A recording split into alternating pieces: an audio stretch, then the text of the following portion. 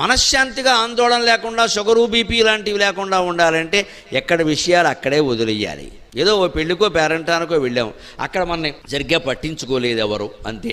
ఆ విషయం నువ్వు కూడా వదిలేయి. అంతగా బాధగా ఉంటే మళ్ళీ వెళ్ళకు. అంతేగాని ఇంక వచ్చిన వాళ్ళ దగ్గరల్లా పట్టించుకో నువ్వు ఆమోదం అంతా పట్టించుకోవడం ఎందుకు, పని లేక వదిలేక.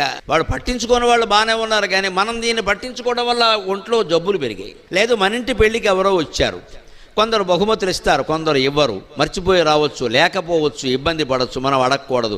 వస్తారు కానీ ఏమీ లేదు, బోల్డ్ ఉంది, ఏమి ఈ సాగతీతలు పనికిరావండి. ఇక్కడ పెళ్లి చేసింది బహుమతుల కోసం కాదు కదా, మనం చేయాలి, మనం చేసాం. బహుమతుల మీద ఆధారపడి కాపురం చేస్తారా? ఆ విషయాలు ఎక్కడవక్కడ వదిలేస్తే ఏ రకమైన అనారోగ్యాలు రావమ్మా. ప్రతి చిన్నదాన్ని పట్టుకుని పీకానాం లాగానాం అని పీకద్దు, లాగద్దు. ఆ విషయం వదిలేయండి అక్కడ. దాన్ని బట్టి ఏమైనా నేర్చుకోవాల్సింది ఉంటే నేర్చుకోవడం, అలా ఉండడం అంతే. దాన్ని పట్టుకుని లాగద్దు. జరిగిపోయిన విషయాలు ఇప్పుడు ప్రస్తావిస్తున్నామంటే బుద్ధి ఉందా అసలు మనకి? ఏమైనా మారుస్తామా వాటిని? అది ఆలోచన.